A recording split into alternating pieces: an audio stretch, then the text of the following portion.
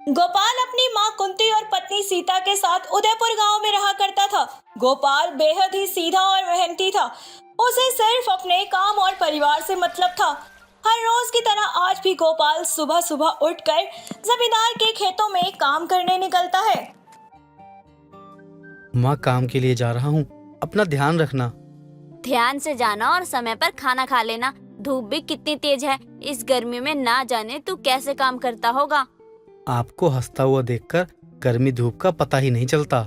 तू मेरा कितना ध्यान रखता है, एक तू ही तो है जिसके सहारे मैं जी रही हूँ। गोपाल अब इतना कहकर जमींदार के खेतों में काम करने निकल पड़ता है। वहीं दूसरी तरफ सीता अपनी सास को खाना देती है। माँ जी, अभी के खाने का तो बंदोबस्त हो गया है, लेकिन शाम के लिए कुछ बचा नहीं है। मेरे कहने का मतलब है शाम के लिए राशन नहीं है। हो सके तो गोपाल कुछ राशन ले आए, देखते हैं शाम में क्या कुछ होता है। अभी इतना सोचने की जरूरत नहीं है। कुंती और सीता भी खाना खाने के बाद आराम करते हैं। वहीं दूसरी तरफ गोपाल खेतों में काम करके जैसे ही समय पर खाना खाने के लिए बैठता है, वहाँ जमींदार के आदमी आ जाते हैं और गोपाल का कॉलर पकड़ उसे मारने लगते हैं। अरे भाई, क्यों मार रहे हो? क्या गलती हुई है मुझसे? गलती तो तेरी कोई नहीं है, लेकिन समय से पहले तेरी हिम्मत कैसे हुई कि तू खाना खा सके? हाँ, काम करने के समय पर तू खाना खा रहा है? बस 5 मिनट बाद ही तो खाने का समय होने वाला था और मुझे भूख बहुत जोरों से लग रही थी, इसलिए 5 मिनट पहले खाने बैठ गया। तेरी शिकायत आई थी जमींदार साहब से, तभी हम यहाँ तुझे देखने आए। और सच में तू तो खाना खाने बैठा हुआ है। बस 5 मिनट पहले ही तो बैठा हूँ, चाहे तो आप किसी से भी पूछ सकते हो। चल कोई बात नहीं, ये फैसला तो जमींदार साहब करेंगे। चल अब ये खाना छोड़ और पहले जमींदार साहब से मिलकर आ। अब गोपाल को जमींदार के आदमी वहाँ से खींचते हुए जमींदार साहब के घर ले जाते हैं और सारी बातें बताते हैं। कितनी बार तुझे कहा था काम करने से पहले खाना मत खाने बैठा कर, लेकिन तूने मेरी एक बात नहीं मानी।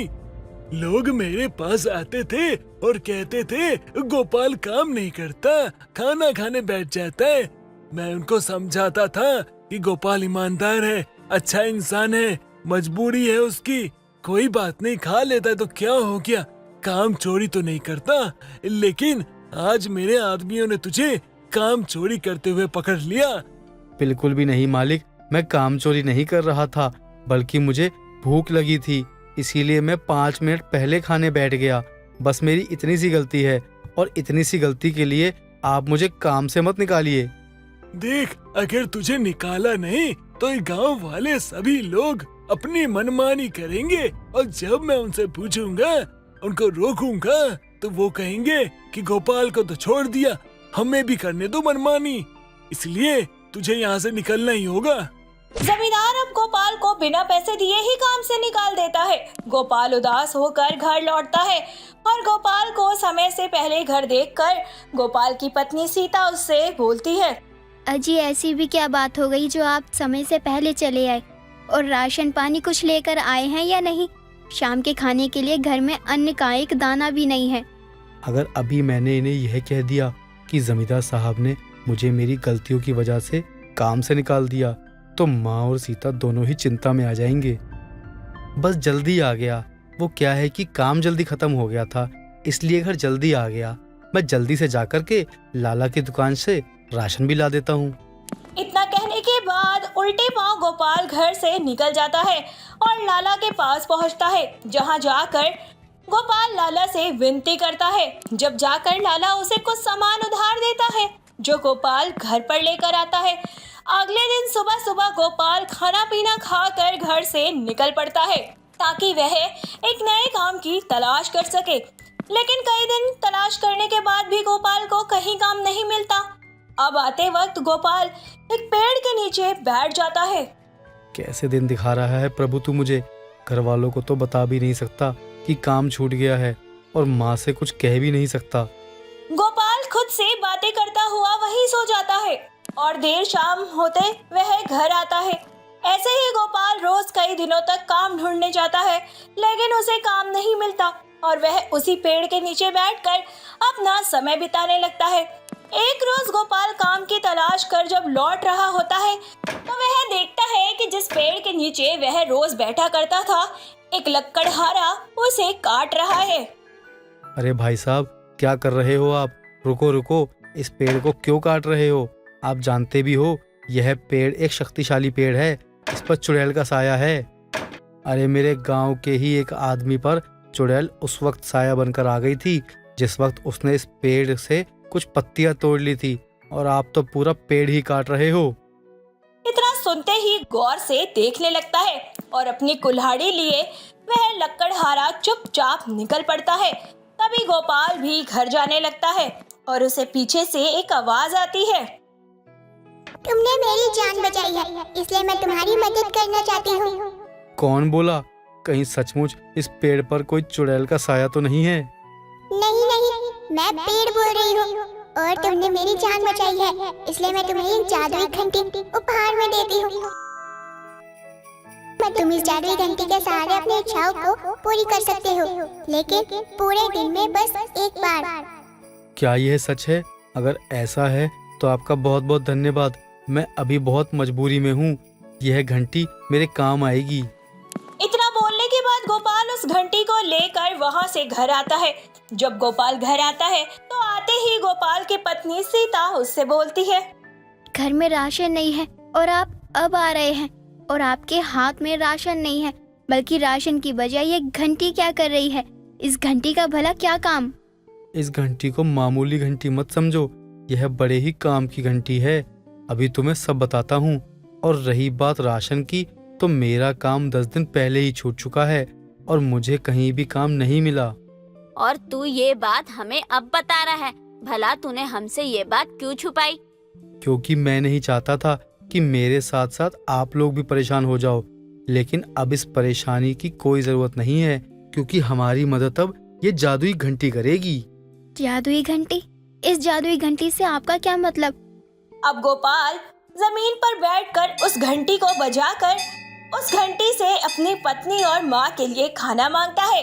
तभी लजीज पकवान घंटी के शोर के बंद होते ही आ जाते हैं। ये तो वाकई जादुई घंटी है।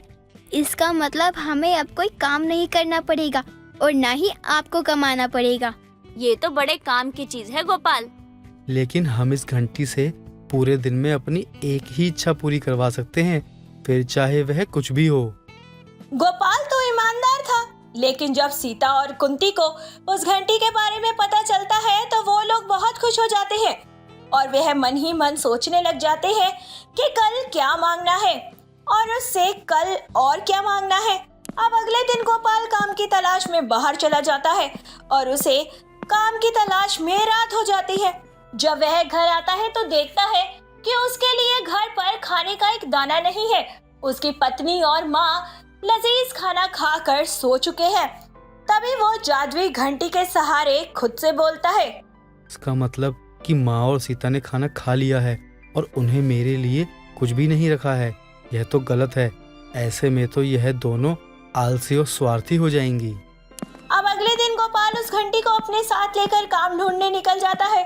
उधर कुंती और सीता घंटी को ढूंढ ढूंढ कर परेशान हो जाते हैं और थक हार कर उन्हें घर के राशन से ही खाना बनाना पड़ता है। लेकिन देर शाम जब गोपाल घर आता है तो सीता उससे उस जादुई घंटी के बारे में पूछती है। क्या जादुई घंटी आपके पास है? मैं और अब माँ उस घंटी को सुबह से ढूंढ रहे हैं ताकि हम उससे अपनी इच्छा पूरी करवा सके, और हमने तो सोच रखा है ढेर सारे पैसे, गहने, जेवर, ये सब चाहिए हमें उस जादुई घंटी से। उस जादुई घंटी को भूल जाओ, क्योंकि वह जादुई घंटी जिस पेड़ ने मुझे दी थी, उस पेड़ को मैंने वह घंटी लौटा दी है। क्योंकि कल ही मैंने आप दोनों को देखा था कि आप दोनों ने इस घंटी से लजीज खाना मंगवा कर खा लिया और मेरे लिए खाने का एक निवाला तक नहीं रखा। यानी कि आप दोनों आलसी होने के साथ साथ स्वार्थी भी हो गए थे, वह भी उस जादुई घंटी की वजह से। और मैं नहीं चाहता था कि उस जादुई घंटी की वजह से हमारे परिवार टूटे या फिर आप लोगों में लालच आए। गोपाल अपनी पत्नी और माँ को जो कहता है तो उन दोनों को समझ आ जाता है कि जादुई घंटी की वजह से पल भर के लिए उनके मन में स्वार्थ और लालच आ गया था, जो कि बिल्कुल भी अच्छी बात नहीं है।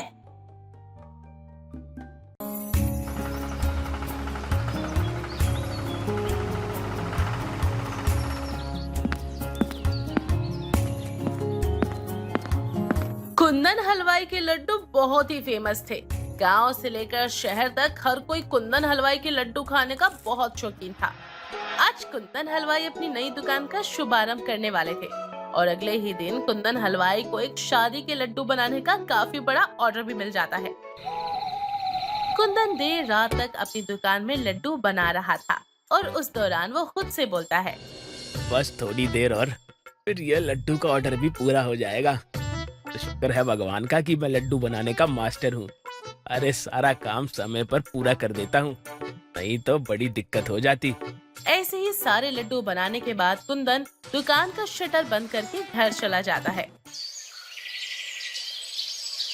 अगली सुबह कुंदन के आने से पहले ही ग्राहक लड्डू लेने के लिए खड़ा होता है और वो कुंदन को पैसे देता है और बोलता है, अरे जल्दी दुकान खोलो और मेरे ऑर्डर किए हुए लड्डू मुझे दे दो। अरे घर पे मेहमान इंतजार कर रहे हैं मिठाई का।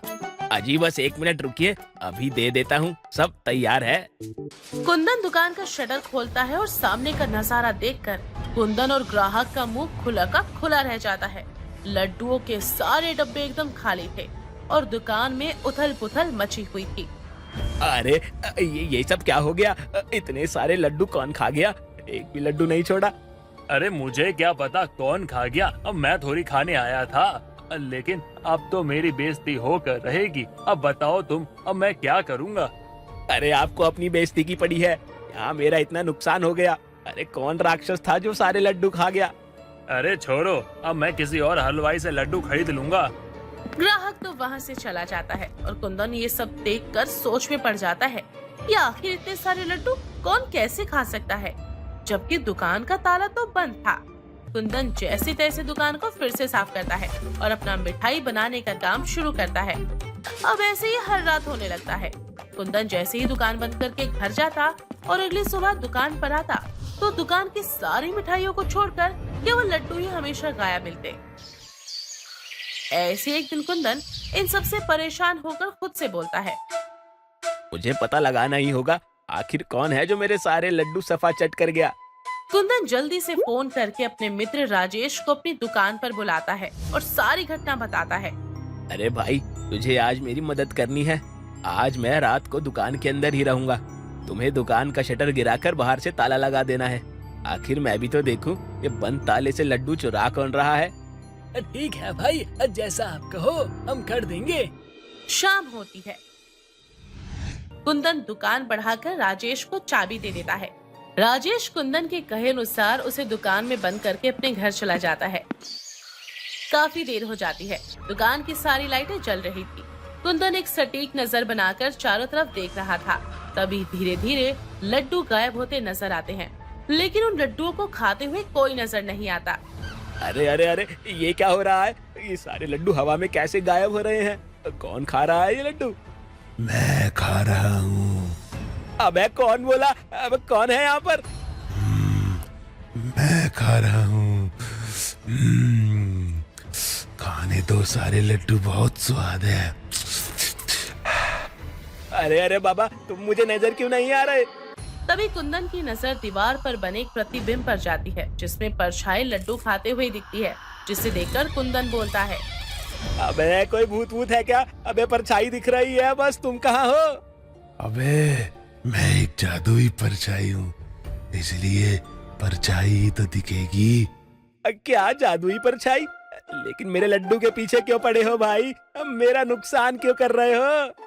मैं नुकसान नहीं कर रहा, तुम्हारे लड्डू मुझे बहुत पसंद है, इसलिए जब भी तुम दुकान बंद करके जाते हो मैं सारे लड्डू खा लेता हूँ। बहुत मजा आ रहा है। अरे ये भी कोई बात हुई? एक तो नुकसान कर रहे हो, ऊपर से बिना बताए दुकान में घुस रहे हो। 1 मिनट, लेकिन बाहर तो ताला लगा है, तुम अंदर कैसे आए? अबे कुंदन हलवाई, बैल बुद्धि है क्या? मैं जादुई परछाई हूँ, जादुई, कहीं भी जा सकता हूँ, मुझे कोई ताला चाबी अबे कोई नहीं रोक सकता। अरे अगर नहीं रोक सकता तो मालिक मेरे लड्डू की दुकान में क्यों आए? दूसरे हलवाइयों के लड्डू खाओ। अरे मेरे ही लड्डू पसंद आए क्या तुम्हें? क्योंकि जो स्वाद तुम्हारे हाथों में है वो कहीं नहीं। बातों ही बातों में कुंदन देखता है कि दुकान के सारे लड्डू जादुई परछाई खा चुकी है। अरे भाई तुम मेरे पीछे क्यों पड़े हो? मेरा तुमसे क्या रिश्ता है? बेबक, कोई रिश्ता नहीं है तेरा मेरा, बस स्वाद का रिश्ता है। मेरी बात सुनो, तुम्हें लड्डू खाने हैं ना, मैं रोज तुम्हारे हिस्से के लड्डू बना दूंगा। ऐसे सारे लड्डू मत खाया करो।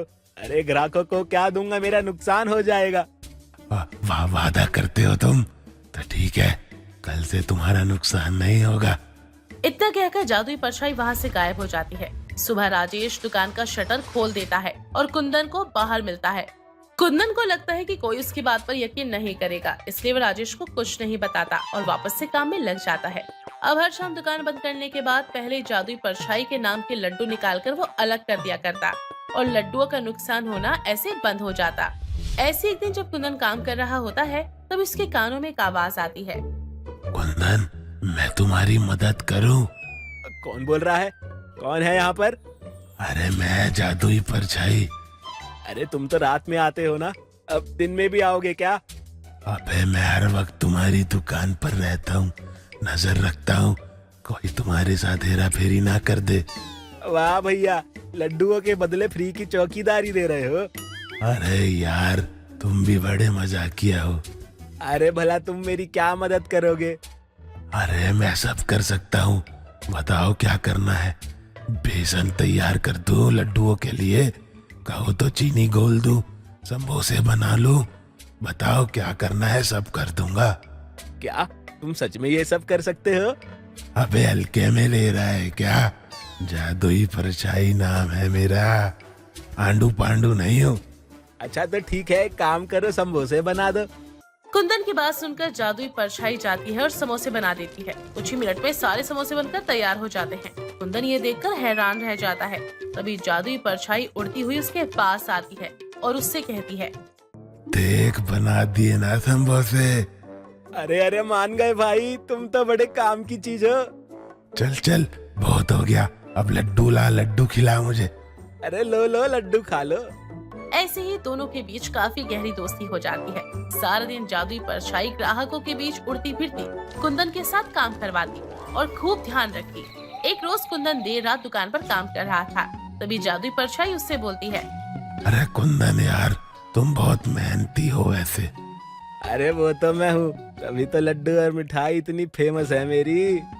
हाँ ये बात तो है। वैसे एक बात बताओ, तुमने सारे हलवाइयों की मिठाई छोड़कर मेरे ही दुकान के लड्डू क्यों चुने? अरे इसके पीछे तो एक बहुत लंबी कहानी है। अरे उस लंबी कहानी को छोटा करो और मुझे बता दो। अबे दरअसल मेरा नाम भीम है और तुम्हारी दुकान के ठीक नीचे मेरी लाश दफन है। क्या कहा? लाश दफन है? हे भगवान। अबे आगे तो सुन ले।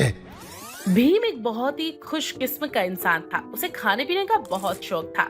भगवान की दया से उसके पास धन की भी कमी नहीं थी, पर उसकी पत्नी बहुत ही चालाक और धोखेबाज औरत थी। एक रोज उसने भीम को खाने में जहर मिलाकर दे दिया और मौत की नींद सुला दिया। जिसके बाद अपने पति की सारी संपत्ति को अपने नाम करवा लिया और अपने प्रेमी को बुलाकर भीम को उसी जगह पर दफना दिया जहाँ आज कुंदन हलवाई की दुकान थी। अरे भाई, तुम्हारे साथ तो बहुत बुरा हुआ। तो अब क्या तुम लड्डू खाकर अपनी पत्नी से बदला लेना चाहते हो? नहीं यार, मुझे कोई बदला नहीं लेना। मेरे जीवन का अंत ऐसे ही लिखा था।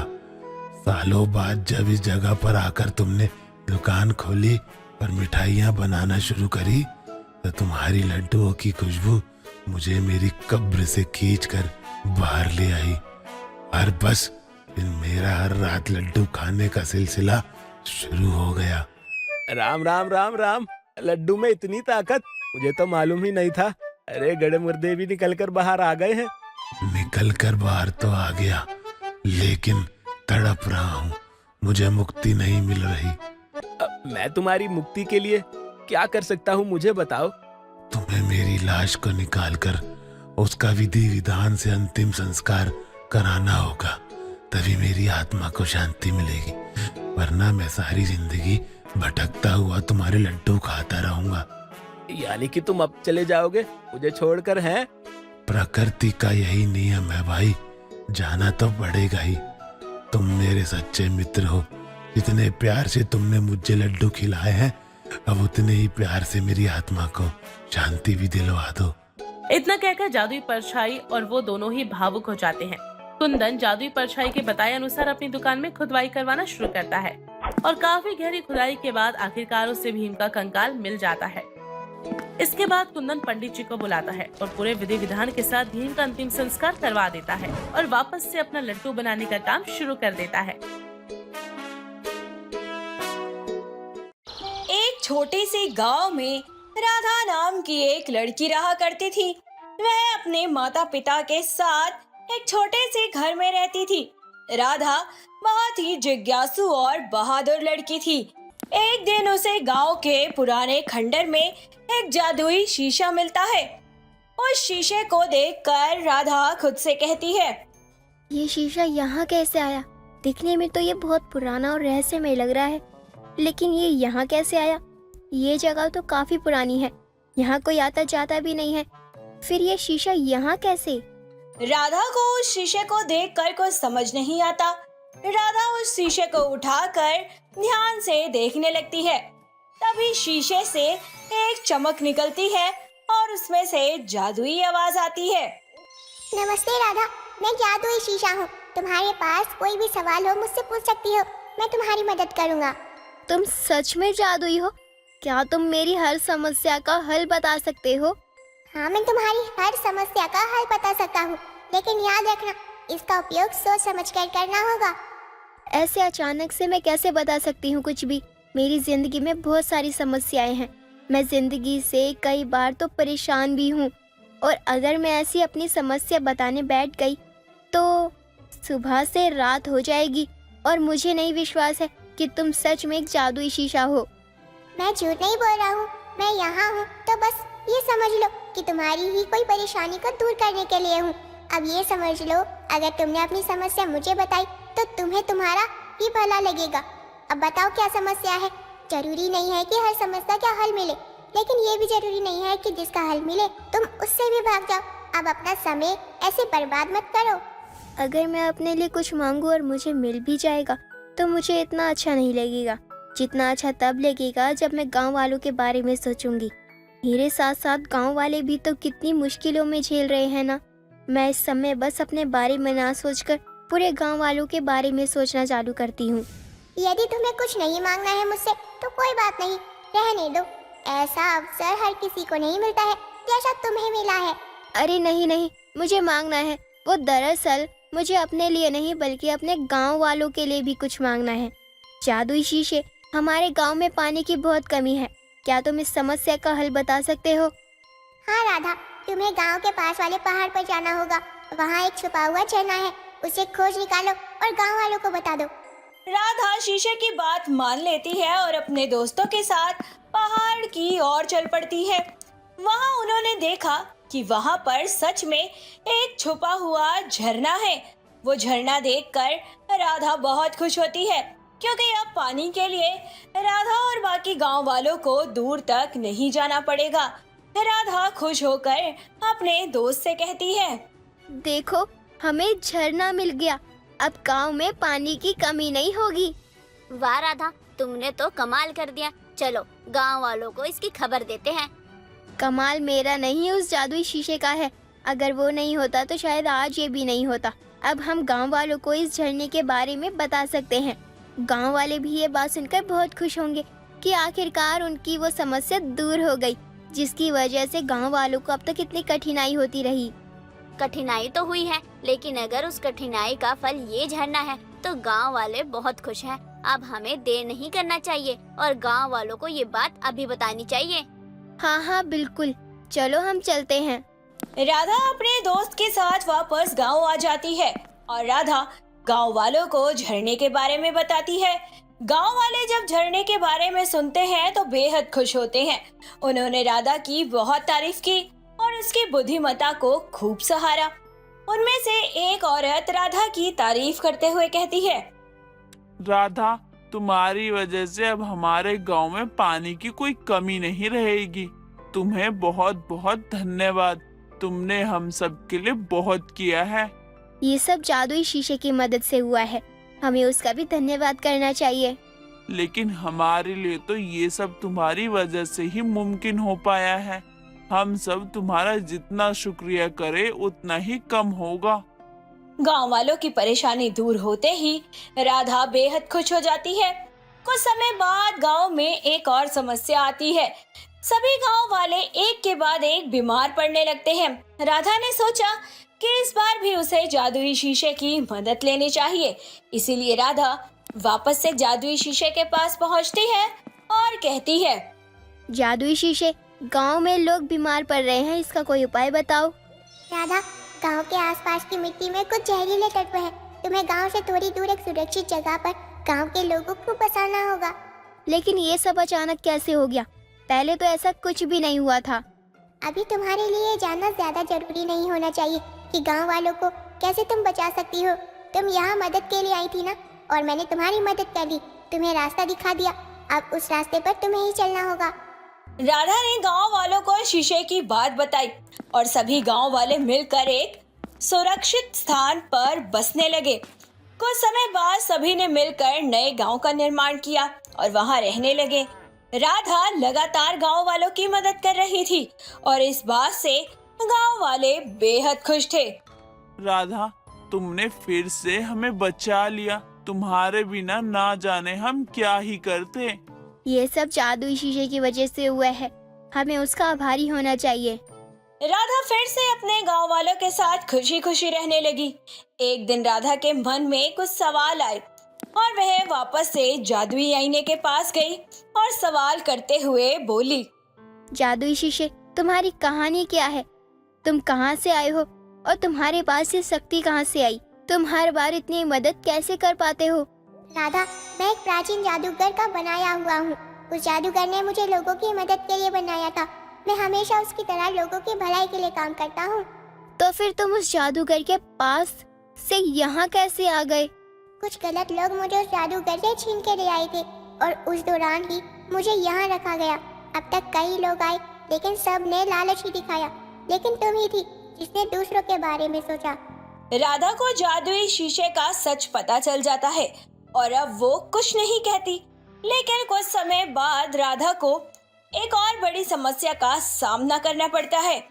गांव में एक भयानक तूफान आने वाला था।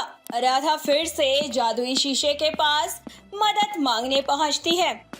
जादुई शीशे, एक भयानक तूफान आने वाला है, हमें क्या करना चाहिए? राधा, तुम सभी गांव वालों को पहाड़ की गुफा में ले जाओ, वहाँ सभी सुरक्षित रहेंगे। राधा ने शीशे की बात मानी और सभी गांव वालों को पहाड़ वाली गुफा में जाने को कहा। तूफान आया और बहुत तबाही मचाई, लेकिन गुफा में रहने की वजह से सभी लोग सुरक्षित थे। गांव वालों को सुरक्षित देख राधा बहुत खुश होती है। तूफान के बाद जब सब चीजें सामान्य हो जाती हैं, तो जादुई शीशा राधा से विदा लेने आता है और कहता है, राधा, अब मेरा काम पूरा हो गया है, मुझे अब विदा लेने का समय आ गया है। तुम्हारे बिना हम क्या करेंगे जादुई शीशे? राधा, अब तुम्हें खुद पर और अपनी बुद्धिमत्ता पर भरोसा करना होगा। तुमने बहुत कुछ सीखा है। अब तुम खुद अपनी और गांव की समस्याओं का हल निकाल सकती हो। ठीक है, मैं तुम्हें नहीं रोकूंगी, क्योंकि सच में हम सब गांव वालों ने तुमसे बहुत कुछ सीखा है। मैं तुम्हारी बहुत बहुत आभारी हूँ। अब तक तुमने हम सब गांव वालों के लिए बहुत कुछ किया है। जादुई शीशा विदा हो गया और राधा ने उसकी बात को समझा और ठान लिया कि अब वह अपनी बुद्धिमत्ता और साहस से गांव की हर समस्या का समाधान करेगी। मैं वादा करती हूँ जादुई शीशे, मैं हमेशा तुम्हारी शिक्षा को याद रखूंगी और अपनी बुद्धिमत्ता से गांव की भलाई के लिए काम करूंगी। हम सबको तुम पर गर्व है राधा। हम जानते हैं कि तुम हमें हमेशा सही मार्ग दिखाओगी। जो राधा अब तक अकेले सब कर रही थी, उसे जादुई शीशे की मदद से एक नया रास्ता मिल गया, जिस रास्ते पर चलकर राधा आगे बढ़ती रही और गांव वालों की भलाई के कार्य करती रही। सभी समस्याओं का सफलतापूर्वक सामना करके और जादुई शीशे की शिक्षा से राधा एक सच्ची नायिका बन गई। शाम को राहुल अपने दोस्त मयंक के साथ ऑफिस से घर आ रहा था। जिस रोड से मयंक और राहुल ऑफिस से घर आ रहे थे, उस रोड पर बहुत ही ज्यादा ट्रैफिक था। इस वजह से राहुल और मयंक को बहुत गुस्सा आने लगा था और वो दोनों ट्रैफिक में ही बाइक पर खड़े खड़े एक दूसरे से बात करते हुए कहते हैं, यार बहुत गुस्सा आ रहा है मेरे को। मन तो कर रहा है ट्रैफिक में जितने भी लोग हैं ना तो चल दूं बाइक से। भाई तेरा दिमाग खराब हो चुका है क्या? लोगों की क्या गलती है इसमें? और सड़क पे जाम नहीं लगेगा तो घर के अंदर जाम लगेगा? भाई कैसी बात करता है तू? और सबको ना जल्दी होती है, सबको घर जल्दी जाना होता है, इसलिए जाम लगा हुआ है। अरे यार कोई दूसरा रास्ता नहीं है क्या? रोज रोज इस ट्रैफिक में मेरा सर फट जाता है। राहुल और मयंक दोनों यहाँ वहाँ कोई शॉर्टकट रास्ता ढूंढने लगते हैं। तभी उन्हें एक हाईवे नजर आता है और वो दोनों अपनी बाइक पीछे करके हाईवे की ओर मोड़ देते हैं। हाईवे पूरी तरह से खाली था, उस पर एक भी गाड़ी नजर नहीं आ रही थी, इसलिए दोनों दोस्तों को बाइक चलाने में काफी ज्यादा मजा आ रहा था। अरे यार मयंक, क्या रास्ता है यार, देख क्या मक्खन की तरह बाइक चल रही है। वाह, ऐसा रास्ता रोज मिल जाए और ठंडी ठंडी हवा, मजा ही आ जाए। हाँ भाई मजा तो आ रहा है, लेकिन एक चीज समझ में नहीं आ रही, यहाँ दूर दूर तक ना कोई गाड़ी है ना ही कोई दुकान। कुछ अजीब सा नहीं लगता तुझे? अबे मनूस अपना मुंह बंद कर। एक तो खाली रोड मिल गई, ऊपर से बकवास कर रहा है। मैं तो रोज इसी रास्ते से आया जाया करूंगा, साथ में एक हसीना मिल जाए तो बाइक चलाने में और मजा आ जाए। राहुल इतना बोल ही रहा था कि तभी एक सुंदर सी लड़की सुनसान हाईवे पर राहुल से लिफ्ट मांगते हुए इशारा करने लगती है। उस लड़की की खूबसूरती देखकर राहुल दंग रह जाता है और तुरंत ही अपनी बाइक रोक देता है। क्या आप मुझे आगे तक छोड़ सकते हैं? हाँ हाँ, क्यों नहीं, आओ आओ बैठो मेरी बाइक पर, आपका ही तो इंतजार था मैडम। राहुल उस अनजान लड़की को अपनी बाइक पर बिठा लेता है। ये देखकर मयंक को बहुत गुस्सा आता है और वो लड़की के सामने राहुल से कुछ नहीं कहता। दोनों दोस्त फिर से अपनी बाइक स्टार्ट करते हैं और घर के लिए निकल पड़ते हैं। राहुल रास्ते में उस लड़की को छोड़ देता है और वहाँ से अपने घर आ जाता है। घर आने के बाद राहुल बार बार सिर्फ और सिर्फ उसी लड़की के बारे में सोच रहा था। कहीं न कहीं राहुल को पहली नजर में ही उस अनजान लड़की से प्यार हो गया था। अरे यार क्या लड़की थी, आंखों के आगे से शक्ल ही नहीं हट रही उसकी तो। अरे आलिया भट्ट भी फेल है उसके आगे, ऐसा लग रहा है। मैं तो उस लड़की के प्यार में पागल हो गया हूँ।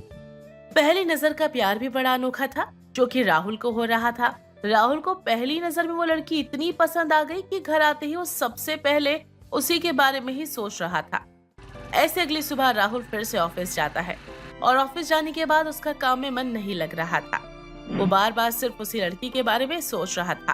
तभी उसका फ्रेंड मयंक आता है और मयंक राहुल से कहता है, भाई अगर तू फ्री है तो कुछ बात करनी थी तुझसे। हाँ बोल, क्या बात है? भाई देख, मुझे ना कुछ ठीक नहीं लगता है। वो जो हाईवे वाला रोड है ना, वहाँ से हम नहीं जाएंगे। वो ट्रैफिक वाला रोड से जाते थे ना पहले, वहीं से जाएंगे, क्योंकि मुझे वहाँ ना कुछ गड़बड़ लगती है। यार मयंक, मेरे को लगता है ना तेरे दिमाग में ना बुद्धि है ही नहीं, खाली है। तभी जब देखो फालतू की बातें सोचता है तू। भाई तू पागल मत बन, तू ध्यान से मेरी बात सुन और समझ। एक तो वो सुनसान रास्ता है, ऊपर से वो लड़की हमसे मदद मांगती है। कुछ अजीब नहीं लगता तुझे? जरा ध्यान लगा के सोच भाई, वो लड़की वहाँ कर क्या रही थी? अरे ये भी तो हो सकता है ना कि जैसे हम उस सड़क पर गए थे वैसे वो लड़की भी वहाँ गई हो, उस लड़की को हमारी मदद की जरूरत हो। देख भाई, मुझे ना तुझसे कोई बहस नहीं करनी है।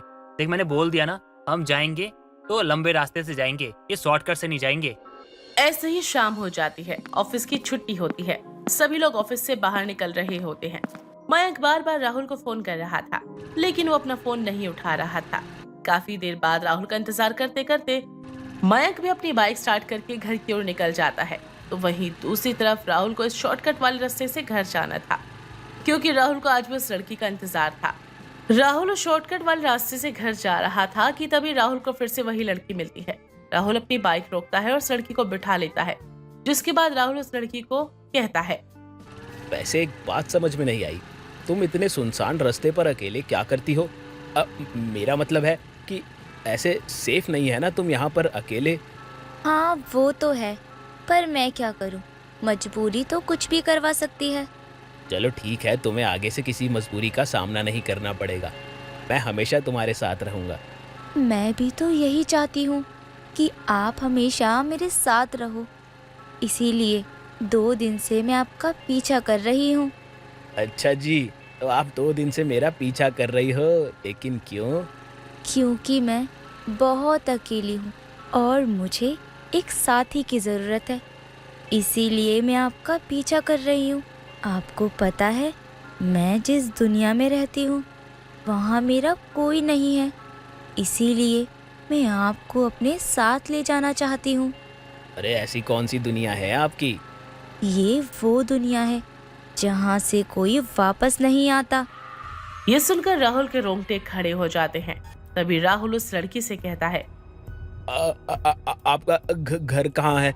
कहाँ छोड़ना है आपको? ये हाईवे रोड ही मेरा घर है। मैं हमेशा इसी रोड पर रहती हूँ। देखो, इतनी रात को मुझसे ऐसे मजाक मत करो। बताओ कहाँ छोड़ना है आपको? अरे, मैं तुमसे मजाक क्यों ही करूँगी। ये हाईवे रोड ही मेरा घर है और मैं पिछले 20 सालों से इसी रोड पर भटक रही हूँ। ये सुनते ही राहुल समझ जाता है कि लड़की कोई आम लड़की नहीं है, बल्कि लड़की बाइक पर बैठे बैठे ही चुड़ैल वाले रूप में आ जाती है। तभी राहुल बाइक का शीशा पीछे की ओर मोड़ता है और लड़की को देखने की कोशिश करता है, लेकिन राहुल को शीशे में कहीं भी वो लड़की नहीं नजर आती। राहुल तुरंत अपनी बाइक को रोकता है और जैसे ही पीछे मुड़ता है तो देखता है कि बाइक पर एक चुड़ैल बैठी है। चुड़ैल को देखकर राहुल बुरी तरीके से चीखता है। ऐसे ही राहुल की चीख अब हमेशा हमेशा के लिए शांत हो जाती है। भाई, कहाँ जाना है? इतनी बार समझाया है पब्लिक को हाईवे पर आना जाना मना है, फिर भी आ जाते अपने आप को मौत के हवाले करने इस रोड पर। सर मुझे जाने दीजिए, कल से मेरा दोस्त लापता है, मुझे उसे ढूंढने जाना है।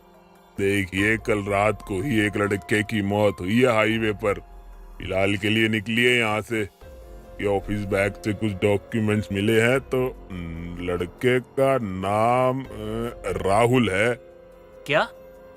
राहुल? नहीं नहीं, ऐसा नहीं हो सकता।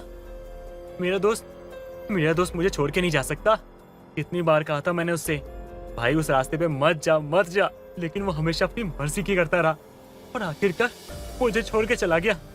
राहुल की मौत की खबर सुनकर मयंक पूरी तरीके से सहम जाता है और आसपास के लोगों से पता चलता है कि हाईवे रोड पर काफी सालों से एक बुरी चुड़ैल हाईवे पर आने जाने वाले लोगों को मारकर अपने साथ ले जाती है। राहुल के जाने के बाद मयंक पूरी तरह से अकेला हो चुका था और वो इस सदमे से खुद को निकाल नहीं पाता। मोहन रात को खेत में से काम करके अपने घर की ओर आ रहा था। रास्ते में जंगल झाड़ी थी। सियार जोर जोर से चिल्ला रहे थे। मोहन जल्दी कदम बढ़ा रहा था कि तभी उसकी चप्पल टूट जाती है। वो एक पेड़ के पास अपनी चप्पल ठीक करने के लिए बैठ जाता है। अरे ससुरी चप्पल, तुमको भी अभी टूटना था का? एक तो इतना अंधेरा है, ऊपर से सियार का बच्चा लोग ऐसे रो रहा है जैसे उसकी अम्मा का ब्याह हो गया हो। अब तो ये सुनकर हमारी हालत खराब होने लगी है। हे भगवान, हमको निकालो इससे, बचा लो हमका। मोहन जंगल के रास्ते से घर आ रहा था और वो पेड़ के पास बैठकर ही चप्पल ठीक करने लगता है। तभी उसे किसी औरत के रोने की आवाज आ रही थी।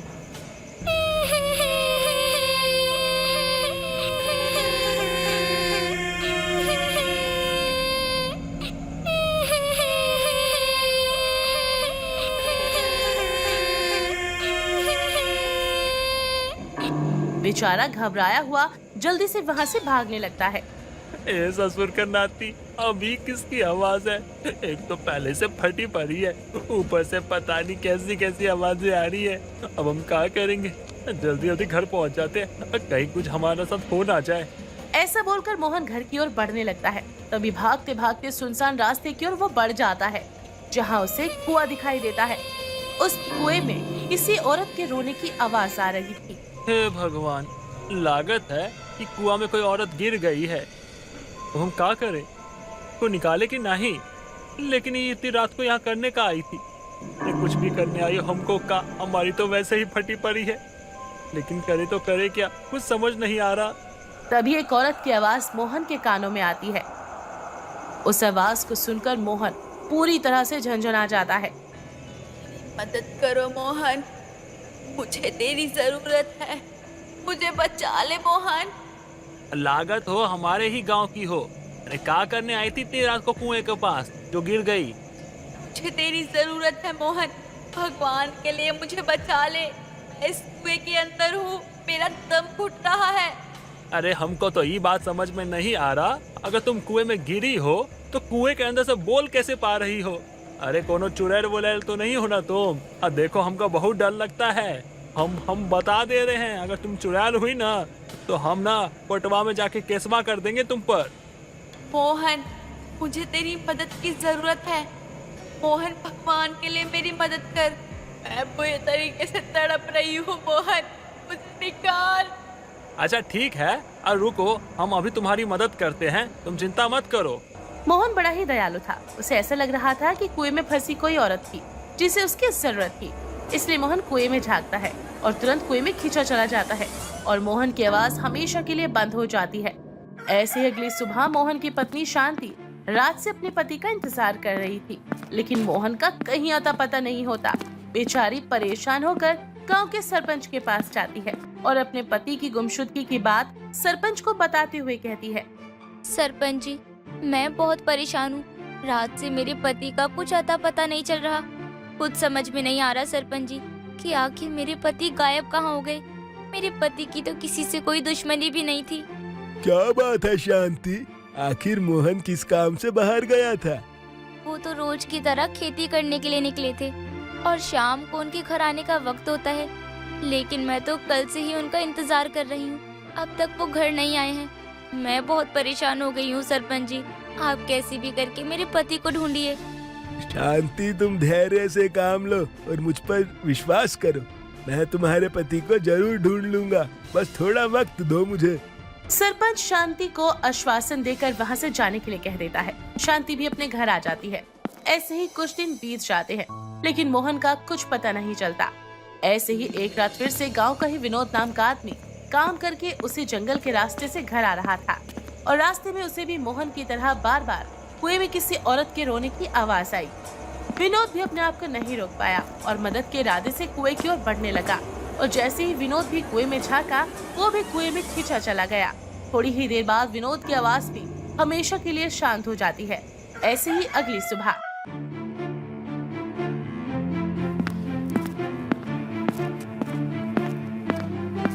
सरपंच जी, मेरे पति भी 2 दिन से लापता है। समझ में नहीं आ रहा है कि मैं क्या करूं। सरपंच जी, आखिर ये हो क्या रहा है गांव में पिछले कुछ महीनों से? धीरे धीरे लोग अचानक से गायब हो रहे हैं, वो भी सिर्फ और सिर्फ आदमी। आखिर ऐसा क्यों हो रहा है उनके साथ? देखो, मैं कोई जादूगर तो हूँ नहीं कि झट से पूछा सवाल और फट से जवाब दे दूं। अरे मैं भी तुम्हारी तरह इंसान ही हूँ, थोड़ा सा वक्त लगेगा भाई, मुझ पर विश्वास करो, मैं ढूंढ लूंगा तुम दोनों के पतियों को। कमला और शांति सरपंच से बात ही कर रही थी कि इसी बीच गांव में हल्ला होने लगता है। कुएं के पास से 2 लाशें मिली हैं। दोनों भागते हुए कुएं के पास जाती है तो देखते हैं कि वो लाशें किसी और की नहीं बल्कि विनोद और मोहन की ही हैं। दोनों की औरतें पूरी तरीके से रोने लगती हैं।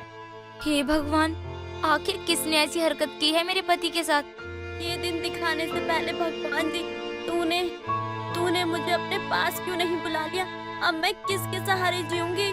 मेरे 2 छोटे छोटे से बच्चे हैं भगवान जी, अब मैं कैसे उनका गुजारा करूंगी? तूने तो जीते जी मार दिया मुझे। भगवान जी, आखिर क्या पाप किए थे मैंने और मेरे पति ने जो हमें ये दिन देखने पड़ रहे हैं? हे भगवान, आखिर किसने मारा है मेरे पति? एक बार अगर मुझे उस कातिल का पता लग गया ना तो मैं उसे जान से मार दूंगी। पति के जाने के बाद कमला और शांति दोनों का ही बहुत बुरा हाल था। दोनों के मन में बस एक ही सवाल था कि आखिर उनके पतियों के साथ हुआ क्या है, और इस बात का पता लगाने के लिए दोनों आपस में दोस्ती कर लेती हैं। और रात के समय कमला और शांति दोनों उसी जंगल के कुएं के पास जाती है जहां वो दोनों किसी औरत के रोने की आवाज सुनती हैं। शांति बहन, मुझे तो बहुत डर लग रहा है। आखिर इतनी रात को यहाँ कौन रो सकता है? डरो मत कमला बहन, अगर तुम ऐसे ही डरती रहोगी तो यहाँ हम जिस मकसद से आए हैं वो कभी पूरा नहीं होगा। मैंने पीछे तक गांव वालों को भी बोल दिया है ताकि अगर कुछ भी ऐसा वैसा हो तो वो यहाँ पे समय पे आ जाए। तुमने बिल्कुल ठीक किया कमला बहन, जल्दी से मूर्ति निकालो, हमें हनुमान चालीसा का पाठ पढ़ना है।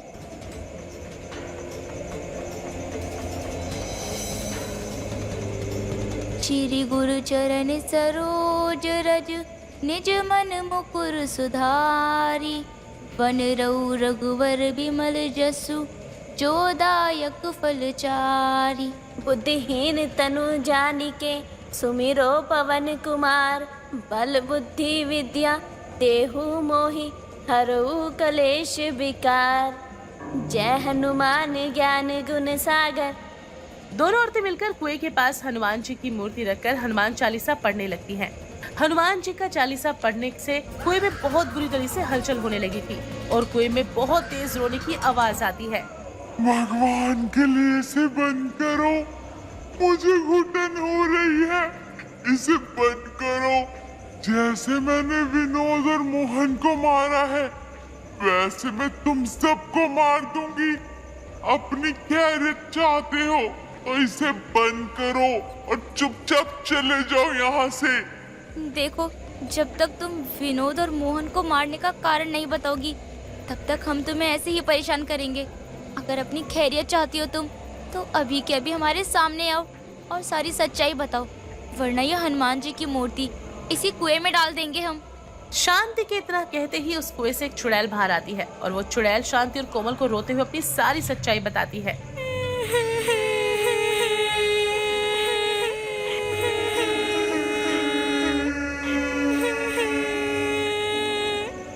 कमला और शांति, मैं कोई और नहीं बल्कि सरपंच की पत्नी विमला हूँ।